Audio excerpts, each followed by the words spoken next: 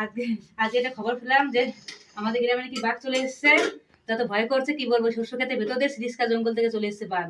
এইমাত্র এইমাত্র খবরটা পেলাম। এত ভয় লাগছে, বাচ্চা কাচ্চা বাইরে খেলাধুলা করে। সত্যি এত আচানক একটা ঘটনা শুনলাম, প্রচন্ড ভয় করছে। ঠিক আছে, বাঘের কথা ছাড়লাম। দেখো রুটি বানাচ্ছি, তো রুটিগুলো কেমন হচ্ছে দেখো। রুটি বানাচ্ছি আজকে। আজকে বানাচ্ছি কড়াইতে রুটি বানাচ্ছি, তাওয়া আছে, তাওয়ায় বানাচ্ছি না, কড়াইতে বানাচ্ছি। তো রুটিগুলো কেমন বানানো হলো তো আপনারা কমেন্ট করে বলবেন। কি একটা ঢুকে গেলো, কি একটা ঢুকে গেলো দেখো,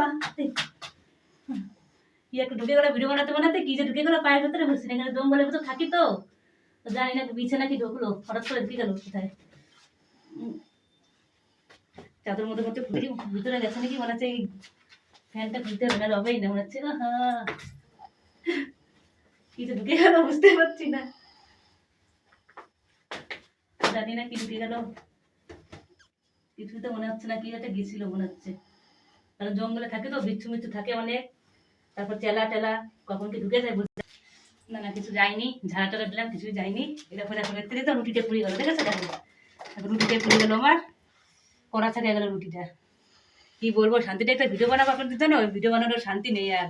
মানে সব জায়গায় জ্বালা। আর আমার বিছিও প্রচন্ড ভয়, জানো না বন্ধুরা। একবার একটা বিছি ঢুকে গেছিল আমার সায়াতে, সে আমি শাড়ি খুলে ফেলেছিলাম। কি বলবো, বাড়ির বারান্দায় গিয়ে শাড়ি, এত ভয় যে শাড়ি পুরো খুলেই ফেলে দিয়েছি, এত ভয়।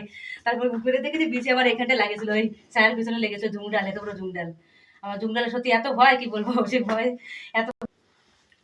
তো বন্ধুরা সুস্থ থাকুন, ভালো থাকুন সবাই, ভালো থাকুন। আমার তো খুব চিন্তা হচ্ছে, আমাদের গ্রামে বাঘ চলে আসছে, আমার তো খুব ভয়তে ভয়তে আছি। তো আপনারা ভালো থাকুন, সুস্থ থাকুন, এ অবধি শেষ করুন।